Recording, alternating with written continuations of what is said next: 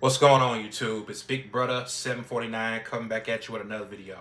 I'm going to talk about the Cincinnati Brawl that happened in late July. I know it's old news now, but I just wanted to address something about the video I made before I move on. Now, about a month ago, I did a video talking about the Cincinnati Brawl, and from what I knew at the time and what the police had said, it started when one white guy slapped a black guy. He was talking trash, yelling racial slurs, and it got physical. And that's when everything just exploded. And that first slap is what really set off the whole mess.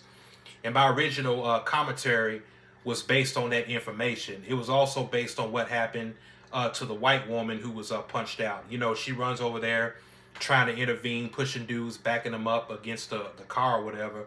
And a black woman ran up attacking her, and another black woman struck her. And it sounded like they were telling her to back off. Then the black dude punched her out to where she's laying out on the street on her back unconscious with a black eye. And the camera blurred her face out, but you can still see the damage that was done to her face. And the guy that was recording the whole thing kept saying, "Oh shit, ooh." And I mean, stuff like that is just wrong. I mean, I never get thrilled or entertained seeing people get hurt. But at the same time, if she's coming at him and other folks aggressively and they wasn't even fighting her, what did she expect? I mean, the violence against her was unacceptable. I don't condone it. But she does bear some responsibility for the outcome. She should have called the cops, but instead, she got involved in a brawl that had nothing to do with her, putting herself in harm's way. And I feel that her decision was an unrealistic one because as a woman, she couldn't physically take on a group of being, a reality that even a man in a similar situation would struggle with. And the brother shouldn't have never hit her, but her aggressive actions was what started it, particularly towards someone who wasn't even fighting her to begin with, which led to a physical response. But after seeing the clips of the man and the woman being attacked, I found out that the police chief actually said that there were 6 victims in total. And in some of the videos floating around, you could see for yourself. Like, there was this one white guy who was just walking by, not involved at all, wasn't doing anything wrong, who still ended up getting assaulted by one of the black dudes at the brawl. So it wasn't just the 2 people everyone was focused on. It was a whole lot more chaotic than that.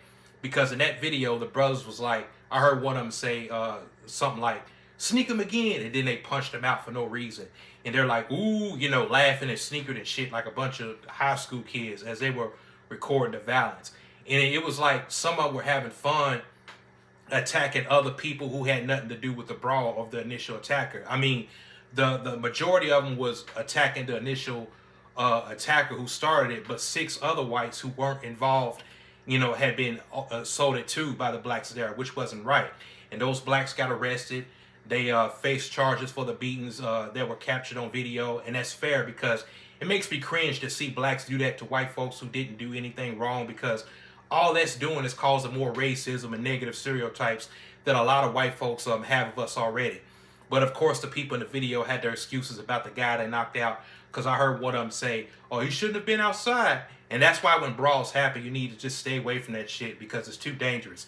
But after seeing the full picture, I think it's important for me to be honest about all of it, not just the parts that fit one argument. Because while the initial attack was wrong, the violence that happened afterwards towards other people who weren't directly involved is something that we also need to talk about. The point I made in the first video was about context, and the new information I got made me want to do this one, because to truly understand what happened, and we can't ignore what provoked it, and we can't ignore the unnecessary violence that followed. Both of them are a part of the full story, and they both need to be addressed. And this reminded me that situations can be complicated, and rushing to one side conclusions is rarely a good idea. So though I still stand by the first video, it's also not right for me to be biased and not tell the full story. So that's all I got to say, folks. This is Big Brother 749 signing out. I'm out. Peace.